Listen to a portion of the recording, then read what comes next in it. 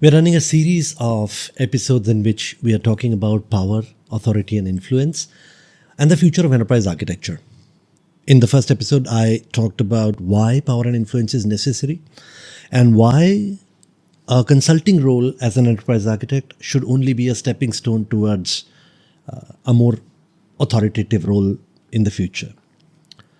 Today, I'll talk to you about how to gather power and influence. And I'm going to take, a couple of months ago, I had read this beautiful book by Jeffrey Pfeffer named The 7 Rules of Power.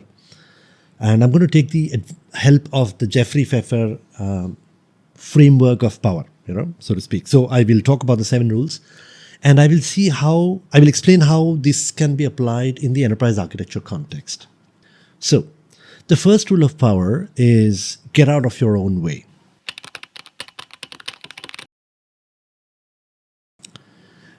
When I say get out of your own way, stop saying to yourself that I'm in just a consulting role. You might be. I'm not saying that you're not, all right? You don't have the power at this point in time. But don't make that an excuse to move forward, right? Always assume power. Always think in your head that you have the power. When you go and speak to people, speak as if you are an authoritative source of information. You are the expert. And don't wait for permission, right? Many times, and this is a quote that I've seen in many TV shows, including Suits, where he says, it's better to apologize than to ask for permission. Just go ahead and do it. Do something, run a POC or gather information, build a case, and then go and present it. And if they say no, it's fine. But don't wait for permission. Don't ask before you do something. Do it and then go and check with the leadership as to this is how it looks like. What do you think? Trust me, it's worked really well for me. I have stopped asking for permission to do things for many years now. I am not the leader of an organization. I'm a leader, but I'm not the head of the organization, and I still have to take permission. But you'll come to realize that if you have the right intent of making the organization better, making the ways of working better, and if you take certain decisions, and if you run a POC and gather sufficient data about it, and if you go and present it to the leadership team, it's usually accepted. Go with confidence. Get out of your own way. The second rule is very similar to the first rule. It says break the rules. I don't mean like stealing and robbing people and such, okay? What I mean to say is try to understand why the rules were created in the first place, right? Many of the rules, and I always say this, rules are more like best practices for me. Like, for example, there are certain rules like traffic laws, right? They absolutely make sense. You have to follow those rules. I follow those rules because they're beneficial for me, okay? But there are many rules that were created at a different time which don't make sense anymore. Times have changed, technologies have changed, and it doesn't make sense to follow those rules. So break those rules. Don't follow rules blindly. Don't break rules blindly either. Be aware of why the rules were created, what was the purpose behind it.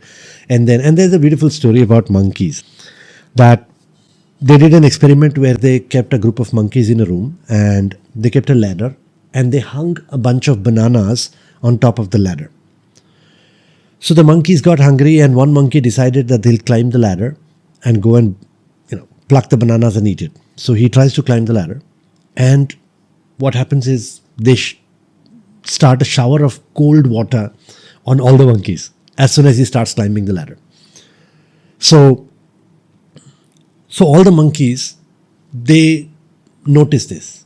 And then they hang another bunch of bananas and another bunch of bananas. And every time a monkey climbs the ladder, everybody gets wet. So the monkeys realize this. And so what happens is every time a monkey tries to climb the ladder, all the monkeys get together and beat up that monkey because they don't want to get wet, right? They learn this. Then what they do is they replace one monkey with another, right? Now this new monkey comes in, he doesn't know the rules.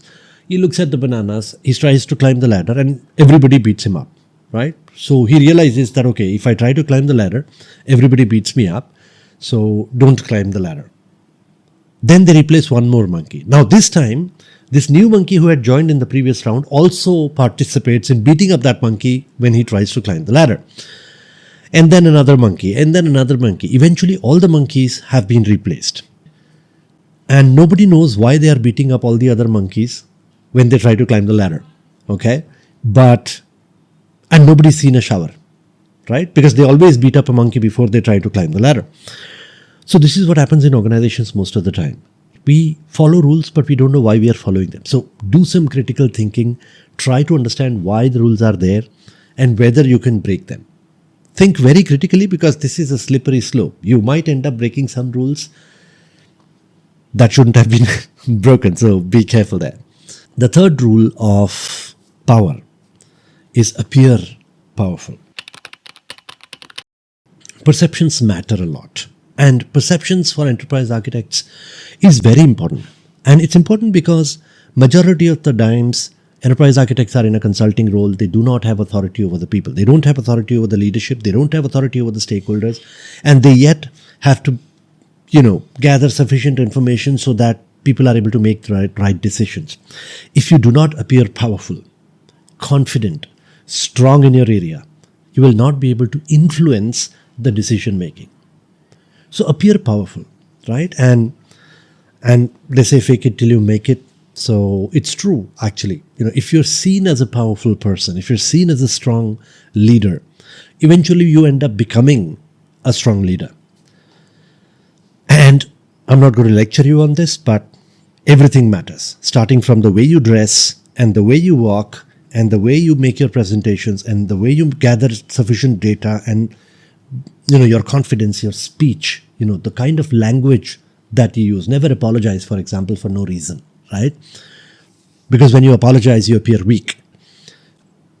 And I'm not saying that don't apologize ever. I'm saying, people have this habit of apologizing for small things. Like when you come into a meeting half a minute late. People say, I'm really sorry for joining the meeting a little bit late. No need to say that, right? Don't apologize where it's not necessary. Appear strong, which is a segue into the next rule, which is build a brand. Now, Steve Jobs used to wear his black sweatshirt or, turtleneck, whatever.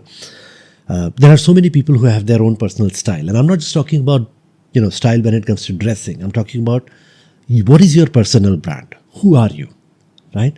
What kind of work do you do? Don't just do what things people tell you to do, or things that come along your way. That's not a brand. A brand is when, like, for example, I would like to think that I have built a brand within my organization where people enjoy working with me. We laugh a lot. When we do work, when I work with my stakeholders, we joke a lot, we laugh a lot, we enjoy a lot. I try to make an environment that is light, that is relaxed, no matter how tight the deadlines are. I want the people to come to me when they are in trouble. I want the people to feel relaxed when they're working with me. I want them to, I want to lessen their pressure a little bit, because everybody is in so much pressure these days that, when they meet somebody who can relieve that pressure a little bit, it's good, it's fun. And we spend 8 to 9 hours a day working, doing things. If we are not enjoying it, what's the point, right? Why? If you're just doing it for money, really? So have fun. That's my motto. But you don't have to follow my motto, right? Like, for example, your motto could be perfection, or your motto could be speed, or your motto could be something else. Try to find your niche. Try to find what you're good at. Try to find what you enjoy doing and build a brand around it. A brand that is valued within the organization. A brand that will gain more power for you. There are so many ways that you can actually, build a brand that works for you. And the rule number 5 is networking. Like I said before, enterprise architecture work is not technical work. And that's a misconception that's there in the industry for many years. People think that, you have to be a technology architect to become an enterprise architect, or you have to be a great programmer to become an enterprise architect, or you have to be a great infrastructure architect to be an enterprise architect. But that's not true. Because once you become an enterprise architect, majority of the work that you will be doing will be networking, will be talking to people, will be building relationships, because you have to do all your work without authority. It's leadership without authority. You're a thought leader, Okay, you're coming up with new ideas to make the organization better, but you do not have the authority to take those decisions. So you have to have influence. You have to have good relationships with people. You have to understand who is on your side and who's not.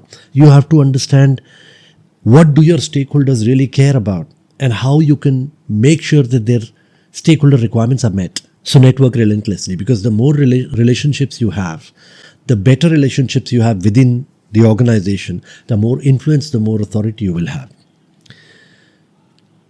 Constantly talk to people, constantly have meetings, constantly find excuses to build relationships. It's quintessential for enterprise architects. And if you see, majority of the people who are at powerful positions in the industry have a fantastic network. People know them, they know people, they help people, people help them, and that's how work gets done. Rule number 6 is use power. Just acquiring power is not enough.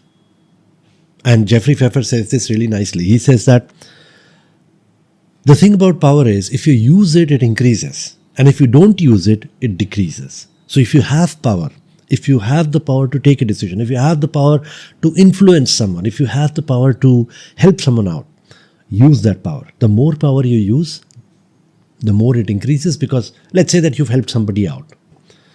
That person now values you. That person will now be able to help you out, which will increase your power. Tomorrow, if you need to help somebody else, you can take this person's help to help that person. So use your power and the power will increase over a period of time. If you don't use your power, let's say you have a fantastic network, right?